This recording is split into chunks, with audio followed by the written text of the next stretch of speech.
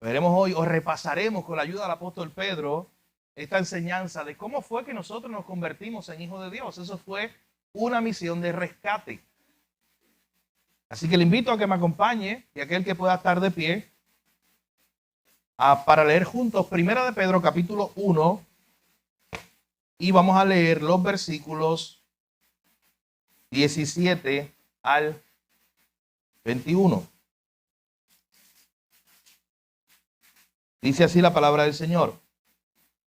Y si invocáis por Padre aquel que sin acepción de personas juzga según la obra de cada uno, conducíos en temor todo el tiempo de vuestra peregrinación, sabiendo que fuiste rescatados de vuestra vana manera de vivir, las cuales recibiste de vuestros padres, no con cosas corruptibles como oro o plata, sino con la sangre preciosa de Cristo, como de un cordero sin mancha y sin contaminación, ya destinado desde antes de la fundación del mundo, pero manifestado en los postreros tiempos por amor de vosotros, y mediante el cual creéis en Dios, quien le resucitó de los muertos y le ha dado gloria, para que vuestra fe y esperanza sean en Dios.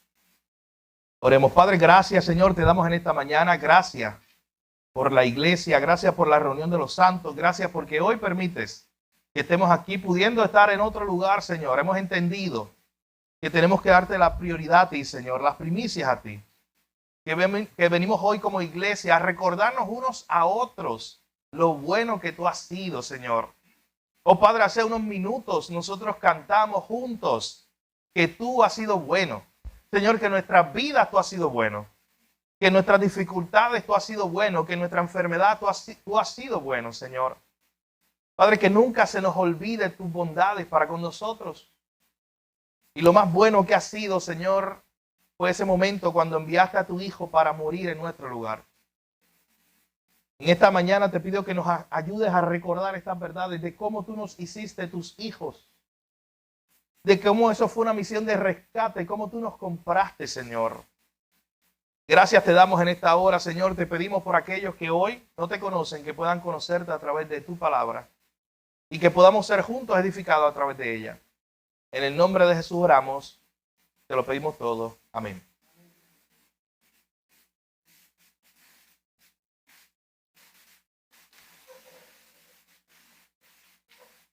Todos conocemos misiones de rescate.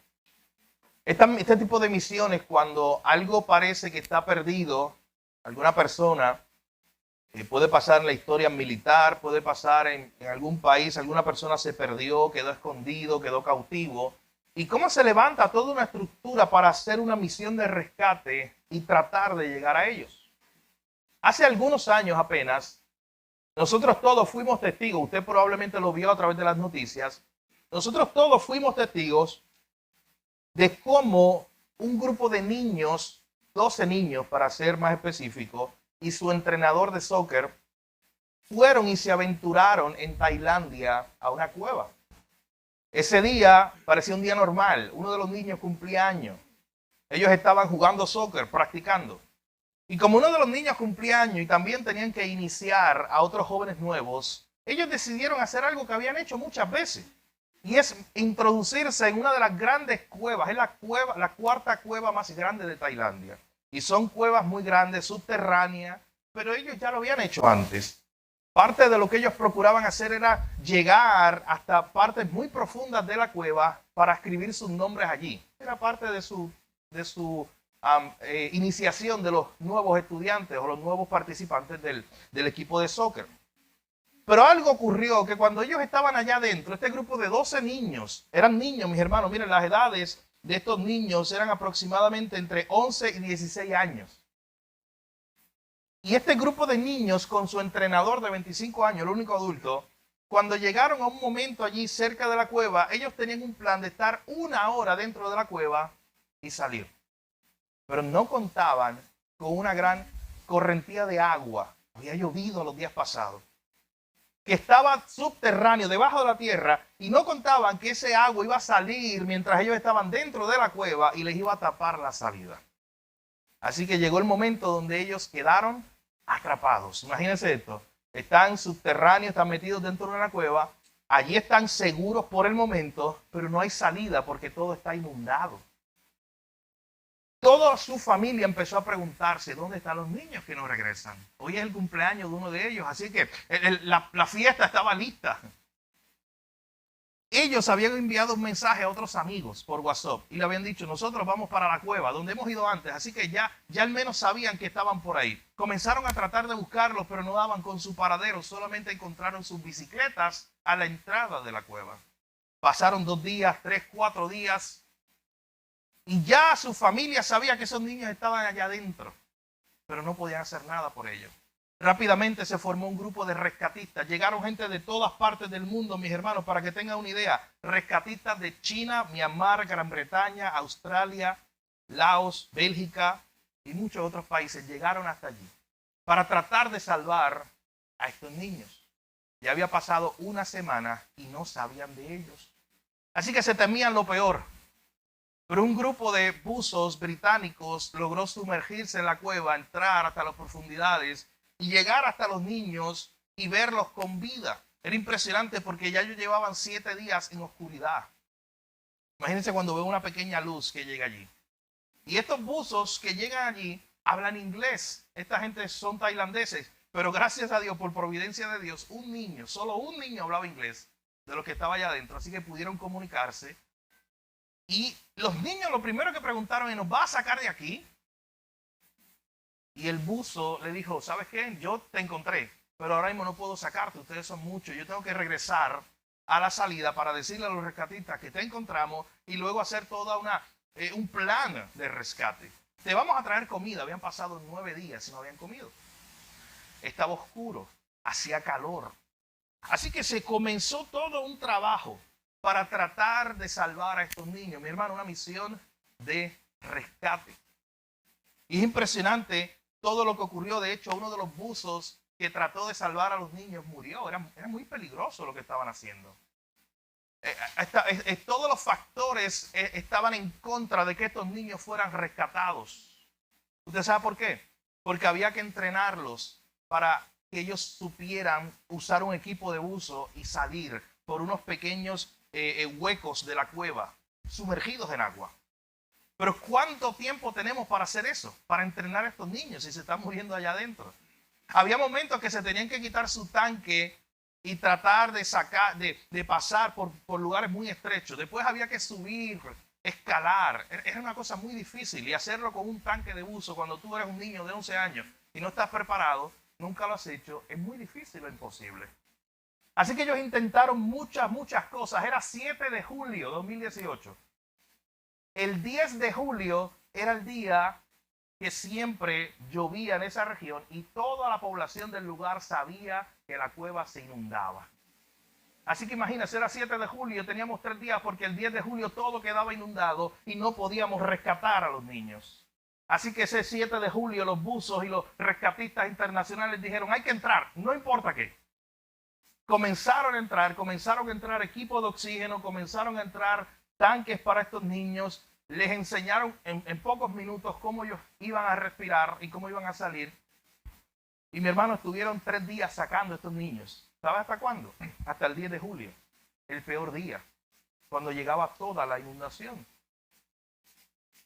De hecho, dice en la historia que tuvieron que sedarlos para que prácticamente era más fácil cargarlos a estos niños y que no le diera un ataque de pánico en el momento donde se quedaran sin oxígeno, no veían nada. Ellos no estaban acostumbrados a eso. Era una misión de rescate terrible. Pero lo más impresionante de esto es que el 10 de julio, el día que se llenaba eso de agua, ese mismo día, cuando sacan a la última persona una bomba de agua que estaba allí, tenían bombas de agua que estaban tratando de sacar agua de la cueva, una de las últimas bombas de agua se apagó cuando sacaron a la última persona. Bueno, tanto así que el grupo de rescatistas, un portavoz, al final del rescate, luego de sacar a todos estos niños, dijo lo siguiente: no estamos seguros de si este rescate fue ciencia, fue un milagro o qué ocurrió. Este hombre era un budista, esa es su religión.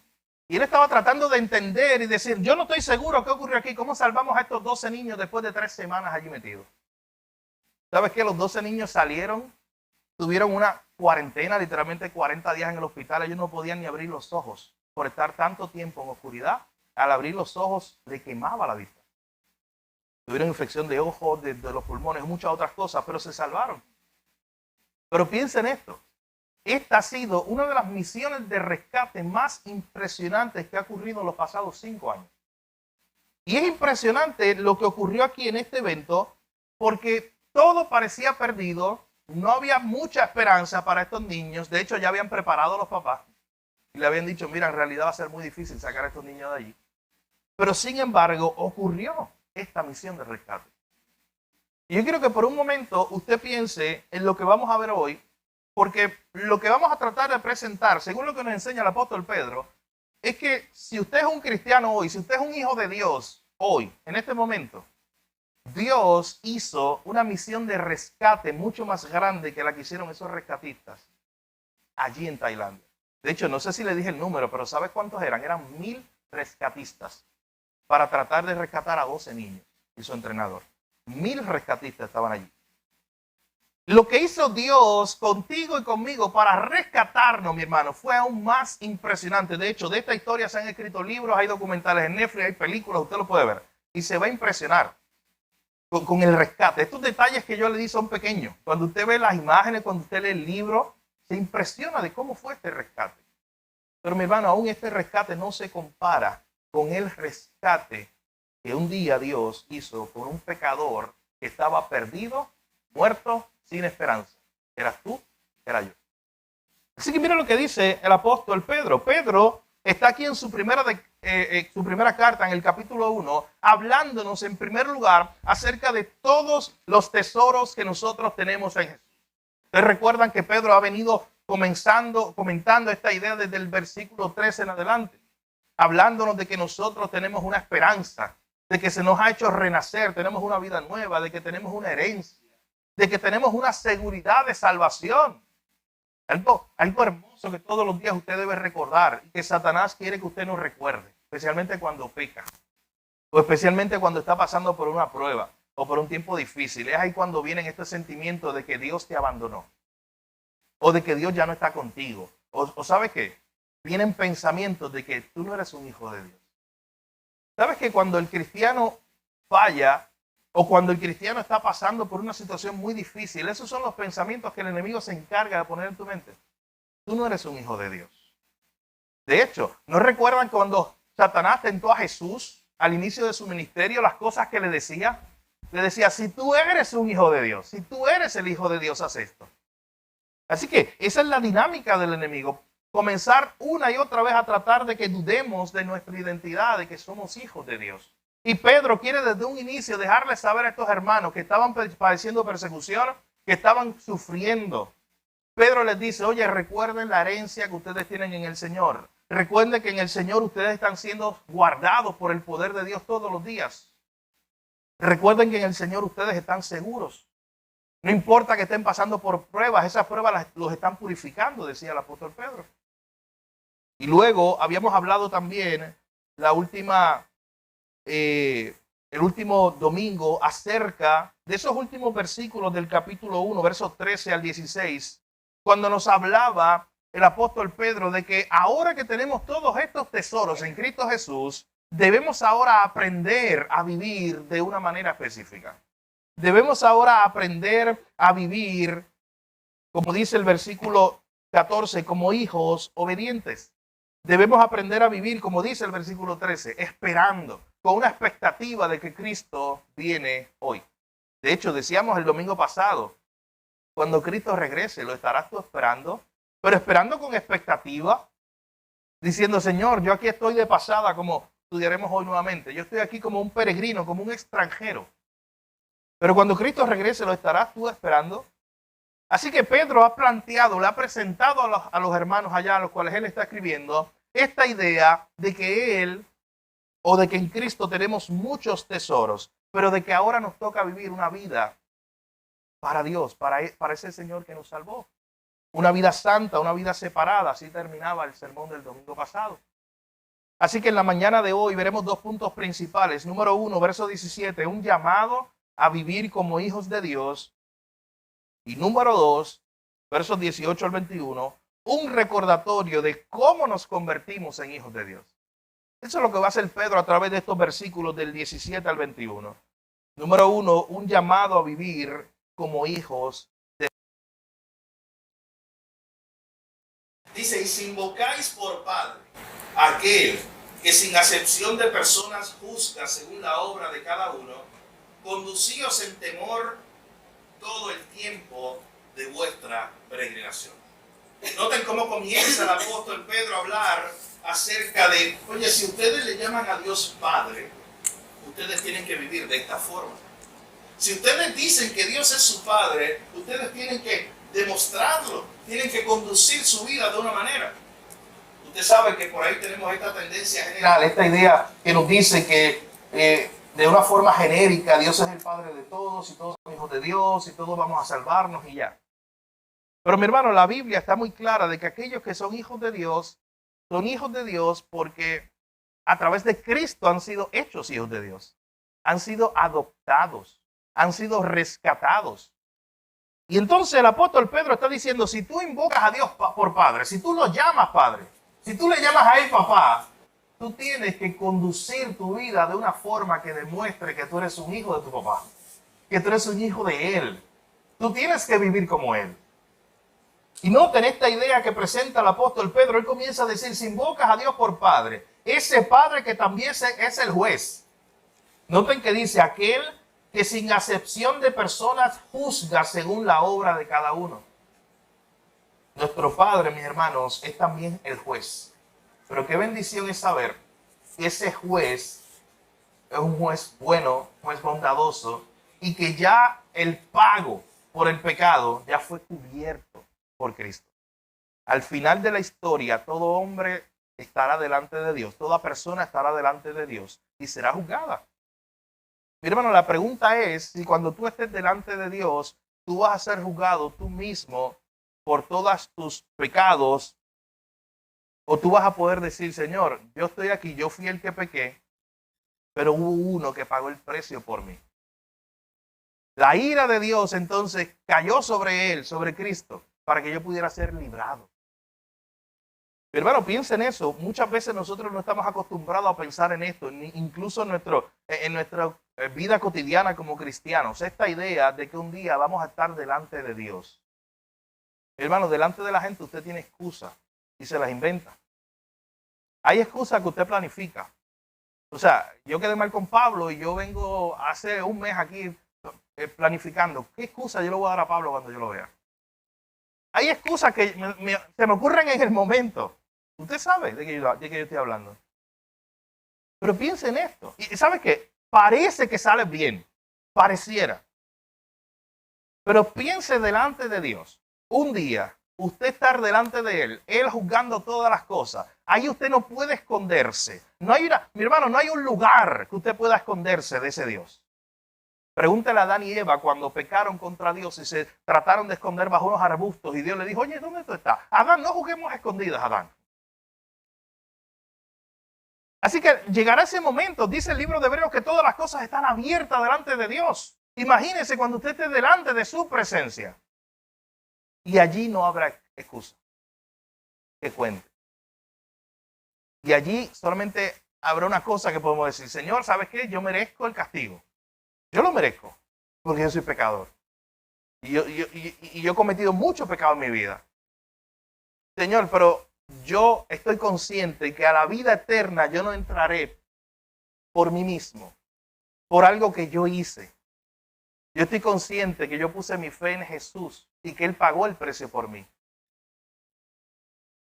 Mi hermano, es la única entrada que usted tiene, el que otro haya pagado el precio. Pero noten esta idea que presenta Pedro de que ese que nosotros invocamos por Padre también es el juez justo delante del cual toda persona, sin importar quién sea, sin importar su contexto, toda persona estará un día allí. Ese es nuestro Padre, piensa en eso. Él es el juez, es nuestro Padre. Los que se deben preocupar son aquellos que no estén bien representados delante del juez. Usted tiene a Cristo, su abogado.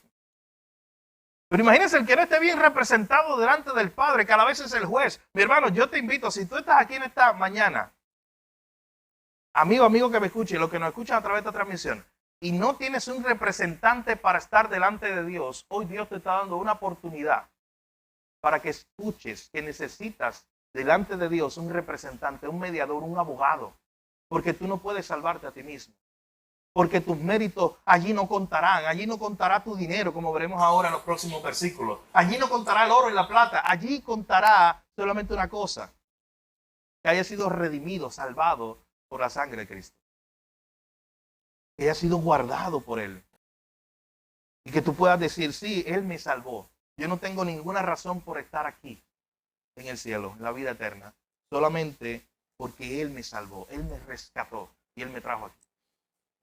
Así que noten esta idea, este es el Padre que es un juez justo, pero miren lo que él sigue diciendo, si invocáis por Padre a este juez, si tú le llamas Padre, tienes que conducir, noten ese término, conducir es vivir tu forma de vida, la manera en que estás caminando todos los días, debes conducirte en temor todo el tiempo de tu peregrinación. Me gusta que él utilice ese término, el término peregrinaje. El término de que tú estás aquí de viaje, tú estás aquí de pasada. De hecho, ese mismo texto, si usted lo ve conmigo en la Nueva Traducción Viviente, escuche lo que dice el versículo 17, la última parte dice, así que tienen que vivir con un reverente temor de Él durante su estadía aquí como residentes temporales. Miren cómo nos llama. Residentes temporales aquí en la tierra. Simplemente estamos aquí de pasada. Simplemente somos residentes temporales y a veces nos acostumbramos demasiado a las cosas de esta tierra. Hermano, no se acostumbre demasiado a las cosas, aunque sean comodidades que usted tenga en su casa, en su trabajo. No se acomode demasiado a esas cosas. Porque dice el texto que somos residentes temporales aquí. No sabemos cuánto tiempo nos queda de ese peregrinaje. Yo no sé cuánto tiempo me queda a mí de ese peregrinaje, si Cristo no viene antes. De ese camino aquí, de esa residencia temporal aquí. Yo no sé cuánto tiempo te queda a ti, hermano, que estás escuchando este mensaje esta mañana. ¿Cuánto tiempo te queda aquí en la tierra de esa residencia temporal? Pero la pregunta que tienes que hacerte es, ¿estás conduciendo tu vida agradando a Dios? ¿Estás conduciendo tu vida en el temor de Dios, como dice el versículo 17? Todo el tiempo, en todas las áreas de tu vida, en cada momento, ¿estás conduciendo, estás guiando tu vida con el temor de Dios? Hermano, tú no sabes si tu peregrinaje se acaba la próxima semana, el próximo mes o de aquí a 20 años. No lo sabemos. Pero la pregunta que te tienes que hacer hoy, mientras yo esté en este peregrinaje, mientras yo esté aquí en esta tierra, en esta estadía temporal, ¿cómo estoy conduciendo mi vida? Pedro está diciendo, condúcete en el temor de Jehová. ¿Y usted sabe lo que significa el temor de Jehová? Hay muchos malentendidos sobre ese término por la palabra temor asociada a miedo, a horror y ese tipo de cosas. Pero cuando vemos en la Biblia, se presenta el temor de Dios de dos maneras. Hay gente que tiene temor de Dios, que son los impíos. Y se supone que tengan un temor porque van un día a ser juzgados por Dios. Y no tienen abogado, no tienen representante. La ira de Dios va a caer sobre ellos. Pero en términos generales, especialmente en el Antiguo Testamento, hay una idea que se presenta como el temor de Jehová. ¿Y sabes qué es? Es la reverencia a Él. Es ese respeto, esa reverencia, incluso asombro, incluye esa idea de temerle a Dios. De hecho, usted sabe que eso no es una palabra que se usa mucho hoy. Antes se usaba más esta idea de que, oye, este hombre o esta mujer es un temeroso de Dios. Hoy eso parece algo raro. Imagínese usted ir a una empresa privada, gente no cristiana allí, lo están entrevistando y en su resumen diga, yo soy un temeroso de Dios. Se van a reír de usted. No saben qué significa eso, probablemente. Pero lo van a tomar como una connotación mala. De que tú te describas a ti mismo como un temeroso de Dios, un temeroso de Jehová. Pero noten que esta idea de temer a Dios implica, mis hermanos, una reverencia profunda a Dios. De hecho, Jerry Bridge en uno de sus libros dice que temer a Dios implica vivir todos los días a la luz de que Dios te está mirando, de que Dios está contigo, de que Dios todo el tiempo te acompaña. Es el famoso coram deo, vivir delante de la cara de Dios, delante de la presencia de Dios todo el tiempo. Sabiendo que Dios está con usted en cada decisión que toma, en cada palabra que dice. En todo momento Dios está ahí. No hay un momento donde usted le pueda decir a Dios, Señor, tápate los ojos, ponte en pausa. No me acompañes allí al lugar donde yo voy a cometer un pecado. Eso no existe tal cosa. Así que el temor reverente es el que te dice, oye, como Dios está aquí, como Dios está conmigo, como Dios lo ve todo y todo está abierto a los ojos de Dios, yo tengo un temor reverente a Él. Yo tengo un asombro a Él. De hecho, este temor es lo que nosotros describíamos el domingo pasado cuando leíamos Éxodo. ¿Se acuerdan unos pasajes de Éxodo que leíamos? Que presentaban ese momento cuando el pueblo de Israel estaba cerca del monte Sinaí, donde Moisés estaba recibiendo la ley. Mi hermano, yo le invito a que usted repase esos capítulos del libro de Éxodo, porque son impresionantes. Dice que humeaba, que sonaban sonidos de mucho estruendo, que temblaba la tierra y que llegó un momento donde la gente le dio tanto miedo que le dijo, ese Dios, nosotros no vamos para allá. Moisés, ve tú y habla con él. Es un temor de saber que a este Dios no lo puedo controlar en mi mano. Mi hermano, hay gente que le tiene temor a los truenos, a un día lluvioso, un día de tormenta, que le impresiona. Y no es para menos, imagínense, un día, hace poco yo veía los imágenes nuevamente del huracán María, los vientos en un momento dado, y es impresionante. ¿Quién no tiene temor en el sentido de sentirse pequeño? Indefenso, es la idea. Es la idea de sentirte indefenso. ¿Qué tú puedes hacer delante de esa tormenta que está ahí delante de ti? Con toda esa lluvia, todo ese viento. Tú no lo puedes detener. No hay un momento donde nosotros le pudiéramos decir al huracán María, mira, ¿sabes qué? Detente. No podíamos hacerlo. Mi hermano, y eso es un huracán. Un huracán. Estamos hablando de que Dios, el creador no solamente de los huracanes, o el que permite los huracanes, el clima, las nubes, la lluvia, la tierra, no solamente el creador de este mundo, del universo entero. Imagínate ese temor reverente con el cual tú debes vivir todos los días. Hermano, porque el problema es que nosotros queremos tener un Dios que podamos manejar, a un Dios que no le tengamos que temer. Al contrario, queremos un Dios que nos tema a nosotros, que nosotros lo podamos mandar y Él obedezca. Un Dios que sea manipulable y que lo tengamos en la palma de mi mano. Pero cuando me di cuenta que el Dios de la Biblia no es así, mi hermano. Ese es el temor de Dios, es darme cuenta, no, este Dios yo no puedo manejarlo aquí. Él es impresionante. Él es mucho más grande de lo que me cabe a mí en la mente. Él es infinito. Él es muy poderoso. Pero qué impresionante es saber que ese Dios, aún todopoderoso, es un Dios bueno. Lo cantamos hoy. ¿Usted se imagina un Dios todopoderoso, pero aunque no sea un Dios bueno? Un Dios que tenga todo poder, pero que use ese poder para el mal. Pero qué bendición es saber que Dios es todopoderoso, pero a la vez es un Dios bueno. Así que mi hermano, volviendo al verso 17, Pedro dice, si nosotros invocamos por Padre, perdón, aquel que también es juez, debemos aprender a conducirnos, debemos aprender a vivir con temor reverente a Él. Todo el tiempo de vuestra peregrinación. No sé cuánto tiempo nos queda, pero sí puedo tomar una decisión hoy de vivir el tiempo que me queda para la gloria de Dios. De vivir el tiempo que me queda conduciendo mi vida con un temor reverente. Sabiendo y estando consciente de que Dios, el Todopoderoso, está todo el tiempo conmigo. Y que yo no me puedo escapar de Él.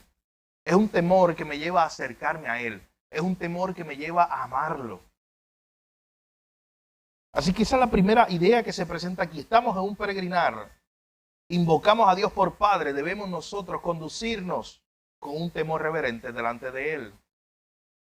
Y en segundo lugar, vea conmigo los versos 18 al 21.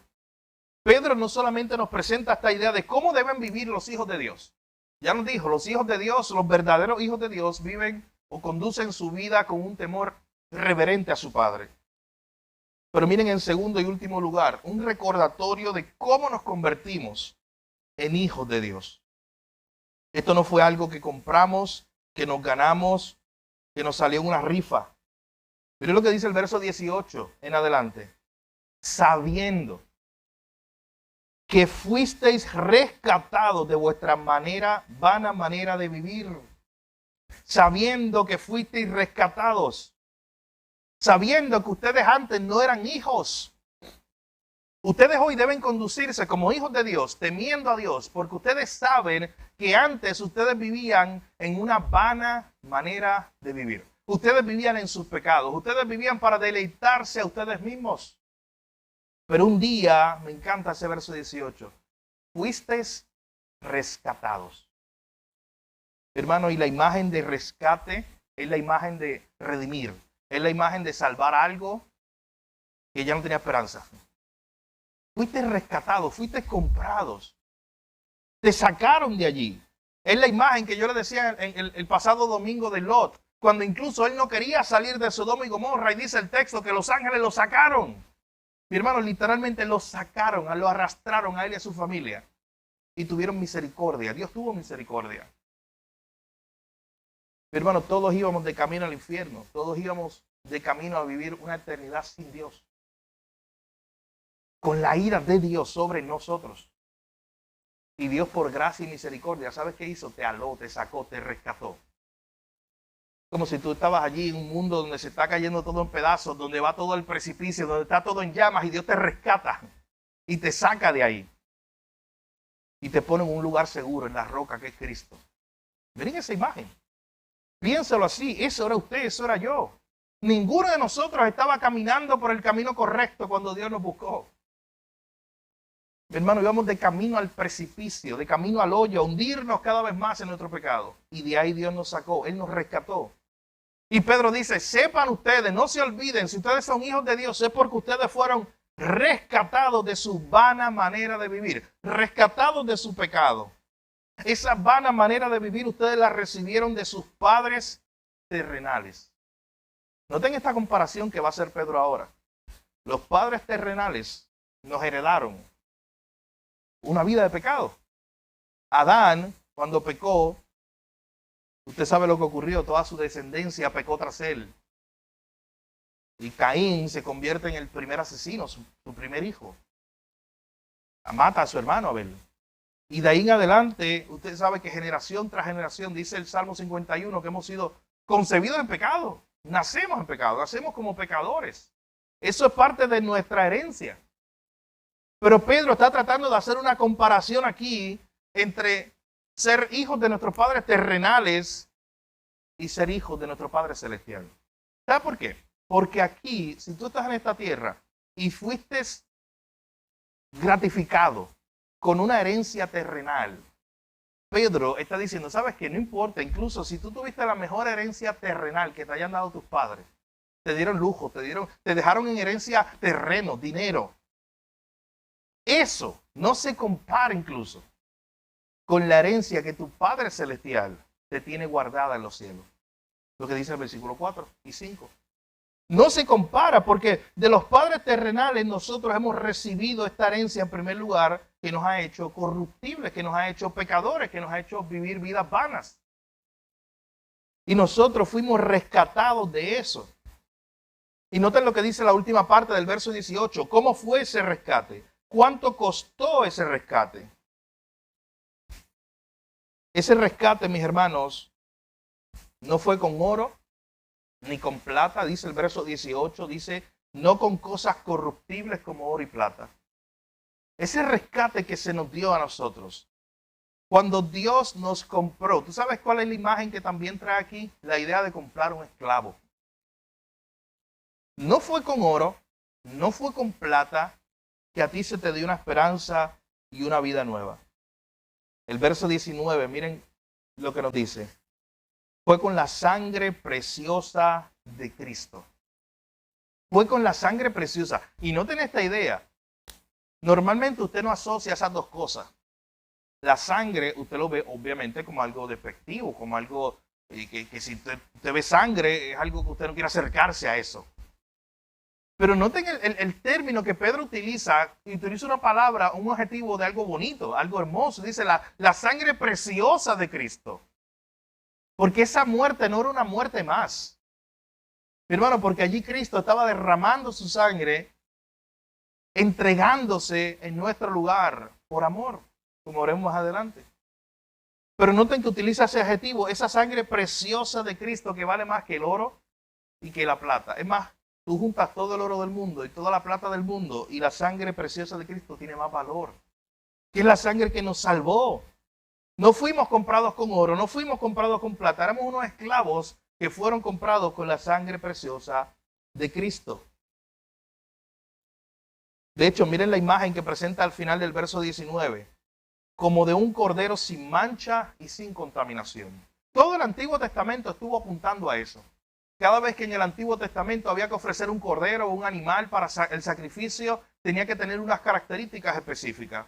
Tenía que ser puro, santo, no podía tener mancha, no podía tener contaminación. Y noten que Pedro dice, Cristo es ese cordero perfecto, el único que no tenía mancha ni santificación, el único que nos podía salvar. Mi hermano, que no se nos olvide que Cristo es un Salvador completo y perfecto. El único que nos podía salvar es Él. Por eso tienes que quitarte tú la capa de superhéroe que a veces quieres cargar. Por eso tienes que quitarte tú esa ilusión de ser el Mesías, el que puede salvar todo. Tú sabes que a veces nosotros tenemos complejo a Mesías, esta idea de que podemos salvar todo. Hablo de, yo puedo salvar mi matrimonio, yo puedo salvar mi finanzas, yo puedo salvar mi casa, yo puedo salvar los problemas, yo puedo resolver todo.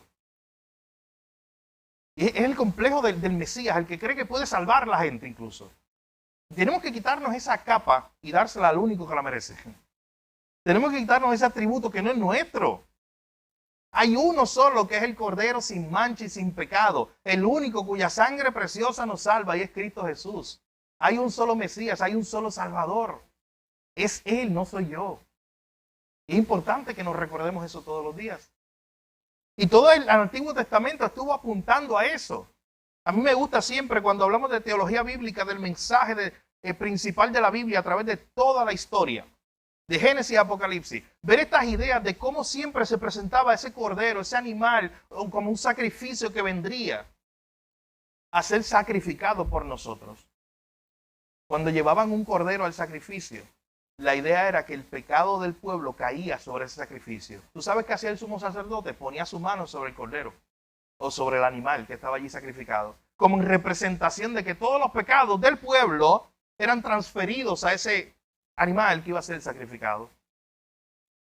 De hecho, hay un momento dado, y lo hemos mencionado antes aquí, pero me encanta esa ilustración, que la usó un autor hace algunos años atrás.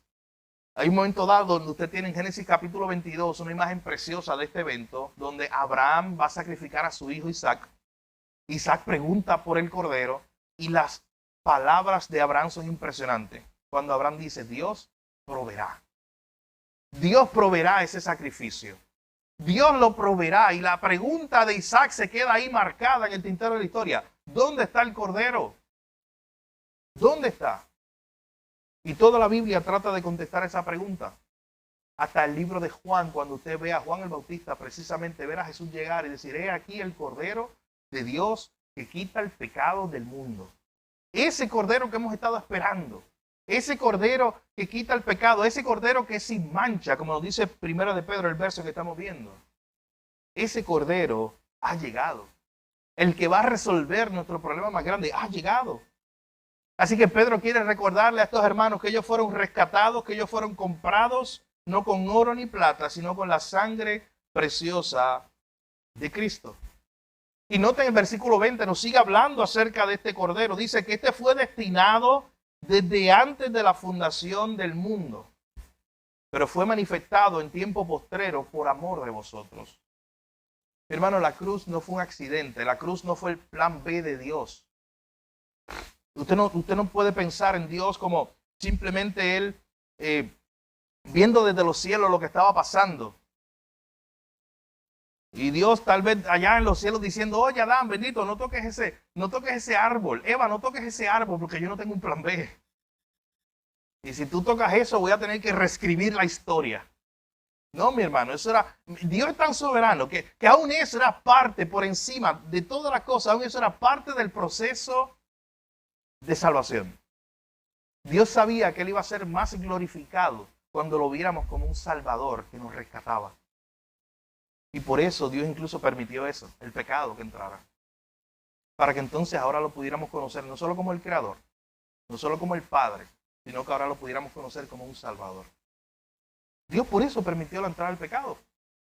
Pero noten algo, la cruz siempre estuvo como parte del plan de Dios, no fue un plan B. Aquí el texto dice, nos dice el versículo 20, que este cordero fue destinado para eso, fue preparado para ser entregado desde antes de la fundación del mundo. Mi hermano, ¿dónde estabas tú? Estoy haciéndote las preguntas que le hizo Dios a Job una vez. ¿Dónde estabas tú y dónde estaba yo cuando esto ocurrió? Ni siquiera estaba Adán. ¿Quieres saber más? Ni siquiera existía el universo como lo conocemos hoy. Y ya se había tomado una decisión, algo que no nos cabe en la mente.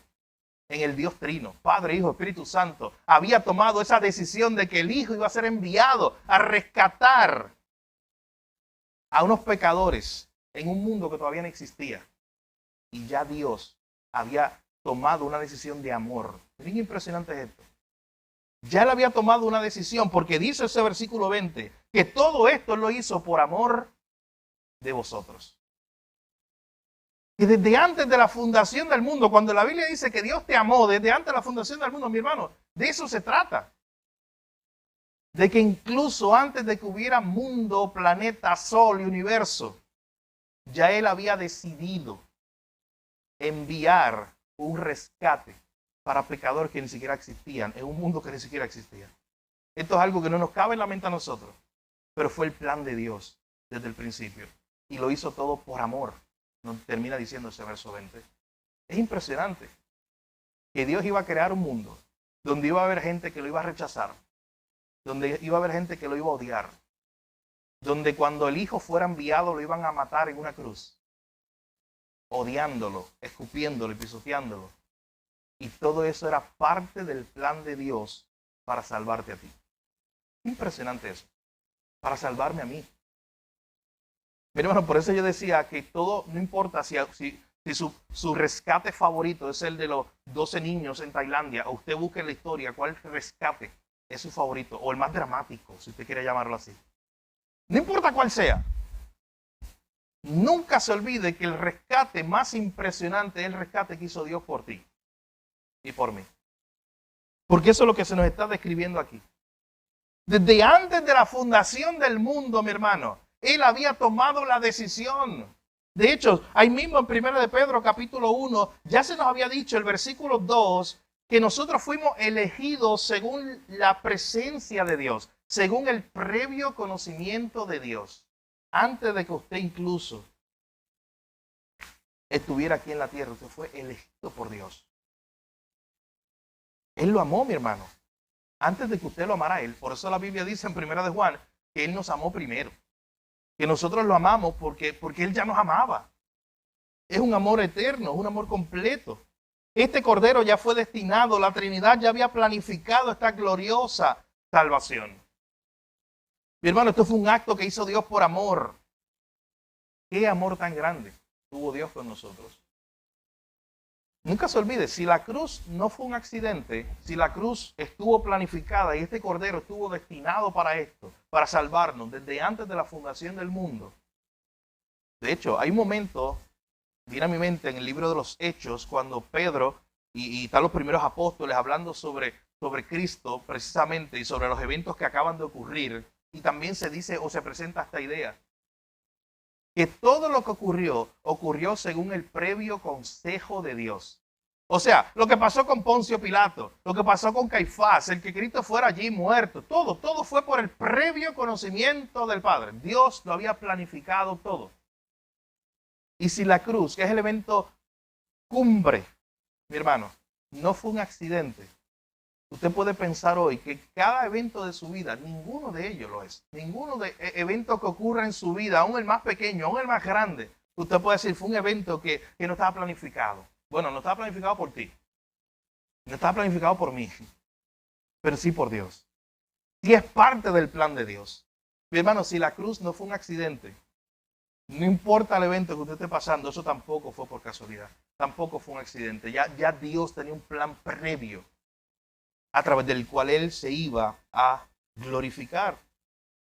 Y eso también lo pone a pensar usted. Dios se puede glorificar aún de eventos tan trágicos como lo que ocurrió en la cruz. Oye, pues Dios se puede glorificar en mi situación, en mi vida, en mi prueba. Porque de la cruz, esa no fue la última palabra de Dios. De la cruz, mi hermano, al tercer día, vino la resurrección. Cristo luego ascendió a los cielos. Lugar desde ahora nosotros lo estamos esperando.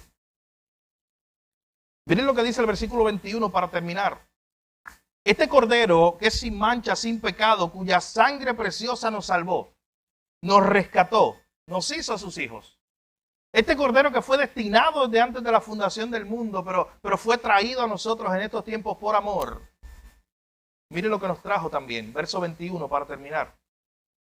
Y mediante el cual creéis en Dios, quien le resucitó de los muertos y le ha dado gloria. Lo que decíamos hace apenas unos minutos. Mediante la obra del Cordero podemos creer en Dios, podemos hacernos hijos de Dios. Él nos hace sus hijos, Él nos adopta. Y este no fue un Cordero que quedó sacrificado, sino que fue resucitado y glorificado, dice el verso 21. Para que vuestra fe y vuestra esperanza sea en Dios. En otras palabras, mis hermanos, todo esto ocurrió para que pudiéramos tener fe y esperanza en Dios. Si este Cordero perfecto entregó su vida por amor, significa que hay esperanza. Hermanos, hoy puedes tener esperanza aunque sea difícil lo que estés pasando. Hoy puedes tener esperanza aunque no sepas qué pasará mañana. Por esta verdad que se planteó aquí, Pedro nos está diciendo, para que tengamos esperanza en Dios, para que tengamos fe en Dios. Miren lo que ya Dios hizo a través de este Cordero que Él envió, que Él había prometido y que Él envió. Hermanos, no sabemos cuánto es el tiempo de nuestra peregrinación aquí en esta tierra. Usted sabe que la Biblia, incluso ya para los tiempos de Moisés, dice que podemos tener 70, 80 años. Yo por eso he escuchado hermanos en la fe que están por esa edad, diciendo, ¿sabes qué? Ya todos los años de más son de gracia. Es un regalo. Eso se aplica a mí que tengo 32 años. Eso se aplica a mi hijo que tiene 3. Eso se aplica a ti que tienes 20, 30, 40. Cada día, mi hermano. Incluso no pensemos en años. Piensa en cada día. Es un día de gracia.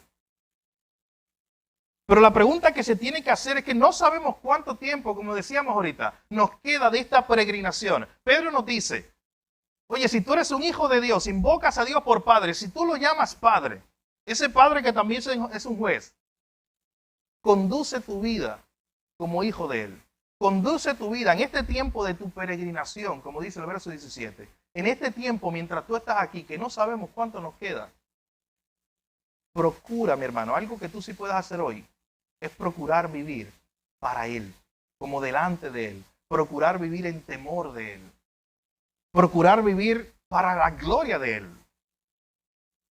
Tú no tienes certeza de cuántos días te quedan, pero sí tú puedes tomar cada día que te queda para vivir para Dios. Eso es algo que tú puedes hacer. Imaginas cada día, un día más que tú le digas al Señor en la mañana en oración, Señor, hoy un día más para vivir para ti. Hoy un día más que me levanté. No sé si este es el último, pero un día más que tengo para vivir para tu gloria. Para vivir y conducir mi vida con temor reverente delante de ti, agradándote a ti, dándote gloria a ti, Señor, y dándote gracias por ese Cordero sin mancha, sin contaminación, cuya sangre preciosa me salvó un día y me rescató. Así que noten cómo el apóstol Pedro quiere animar a esta iglesia a vivir delante de Dios con una vida que refleje y que sea una vida de agradecimiento a Dios por lo que ya Dios hizo en la cruz, enviando a este Cordero perfecto. Mi hermano, una misión de rescate. Es la misión de rescate más impresionante de toda la historia, de todos los tiempos. Fue aquella que un día te salvó a ti a través de ese Cordero perfecto. A ti que eras un pecador sin esperanza, perdido. Tú sabes que ayer nosotros estábamos evangelizando en la comunidad y tuvimos una respuesta de un hombre, una persona. Nuestro hermano Ramón estaba hablando con él. Y fue muy interesante porque prácticamente la conversación giraba a que él necesitaba ya volver a Dios. A que él necesitaba, es como si, y es lo que yo conversaba con Ramón, es como si él nos estuviera esperando. Y eso piense, mi hermano, que es impresionante saberlo. Es impresionante saber que la gente allá está perdida, allá afuera. Y la gente lo que está haciendo es esperando. Ellos necesitan que alguien tenga misericordia de ellos, tuyo, y vayamos allá y le llevemos el mensaje del Evangelio. Pastor Miguel Núñez hace mucho tiempo dijo que más triste que estar perdido es estar perdido y que nadie te esté buscando. Estar perdido y que nadie se interese por ti. Y estar perdido y quedarte en esa condición de perdido. Pero tu llamado y el mío, ir por todo el mundo, predicar el Evangelio y hacer discípulos. Es decirle a esa gente que está perdido que hay esperanza en Cristo Jesús. Que hay salvación, que hay una salida, que hay un camino. Estas noticias de salvación que desde antes de la fundación del mundo, el Cordero fue entregado, fue destinado para esto. Fue preparado para derramar su sangre y darnos la salvación que no estábamos buscando, que no merecíamos y que no podíamos comprar ni con todo el oro ni la plata del mundo. Mi hermano, si esa salvación llegó a nosotros por pura gracia y nos convirtió en sus hijos, que el Señor nos ayude ahora a no callarnos y a compartir este mensaje de salvación con todas las personas que estén alrededor nuestro. Y una de las cosas que decíamos ayer allá en la comunidad era, ¿quién sabe si Dios nos trajo aquí? Hizo todo un evento solamente para ir a hablar con ese hombre. Porque Dios quería recordarle algo. Porque Dios quería llamarlo. Sigue orando por esa persona, se llama Daniel. Así que en esta hora, mi hermano, piensa en eso. La misión de rescate más impresionante. De hecho, usted quiere una forma de evangelizar. Usted quiere una buena forma, como un rompehielo. Apréndase todas estas historias de los grandes rescates del mundo. El de Tailandia, el de los 33 mineros. ¿Se acuerdan de ese rescate, de los 33 mineros? Y muchos otros rescates. Apréndase esa historia, domínela. Y comienza a tener buenas conversaciones con la gente por ahí. No creyente. Y luego háblele de, oye, ¿sabes qué? Te impresionó este rescate. Y cuando esa persona esté más envuelta, más embelesada, como decimos nosotros, en esa historia, ahí usted puede decir, ¿sabes qué? Pues dame un minuto más, quiero hablarte de la historia de rescate más impresionante. De unos que estaban verdaderamente perdidos. Y cuando esa persona empieza a pensar que usted le va a contar de yo no sé quién ni de dónde, usted le dice, ¿sabes qué? El que estaba perdido era yo. Y estaba más perdido que los 33 mineros. Estaba más perdido que los 12 niños de Tailandia. Era yo. Estaba más hundido. Ellos estaban en una cueva, pero yo estaba más hundido que ellos. Ya la persona va a pensar que tú estás medio loco para ese punto. Pero ponte a pensar que ahí entonces usted puede hablarle, mi hermano, acerca de que cuando usted estaba en esa condición, por gracia, el Señor lo rescató. Extendió su mano de misericordia y de amor. Lo tomó del lodo cenagoso, lo limpió, lo bañó, lo hizo puro y santo para él. Y lo puso en una roca de la cual nadie puede sacarlo nunca. Es la mejor misión de rescate de la historia de la humanidad. Es lo que hizo Cristo por ti. Que el Señor nos ayude, mis hermanos, a recordar una vez más esa historia. Vamos a orar. Padre, gracias. Gracias por tu palabra, Señor, que nos recuerda que un día estamos nosotros perdidos. Señor, que nuestra condición era peor que la de esos niños que estaban ya 3 semanas allá en la oscuridad, sin comer mucho tiempo. Perdidos y tal vez pensando si alguien los estaba buscando o no. Era una situación muy triste, pero Señor, nuestra condición espiritual era peor. Porque nosotros nos hundíamos cada vez más y más por nuestro propio pecado. Y tal vez si intentamos salir era infructuoso porque no teníamos los medios, no podíamos hacerlo. Nada que hiciéramos nosotros podía sacarnos de esa condición. Solamente había uno. Era ese Cordero perfecto, sin mancha, sin pecado, que desde antes de la fundación del mundo fue enviado para traer ese rescate, esa salvación, para comprarnos no con oro ni plata, sino con su sangre preciosa. Oh Señor, gracias por un rescate tan grande. Oh Señor, que eso nos lleve a conducir nuestra vida con temor a ti todos los días, Señor, que nos queden en este peregrinaje.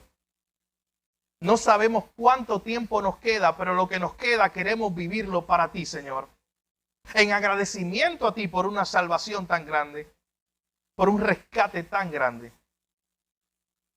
Y también diciéndole a todos los que tenemos alrededor que hay uno que los puede rescatar. No importa del hoyo donde se encuentren, no importa de las profundidades donde se encuentren, al más grande pecador, Dios lo puede rescatar. Señor, que este peregrinaje en el cual estamos caminando hoy, aprendamos a conducirnos para tu gloria, recordando la imagen del hermoso Cordero perfecto que quitó nuestro pecado y llevando a otros hacia Él. Gracias, Señor, por una salvación tan grande. Gracias por rescatarnos cuando no lo merecíamos y cuando más hundidos estábamos. Gracias, mi Señor. En tu nombre oramos, Jesús. Te lo pedimos todo. Amén.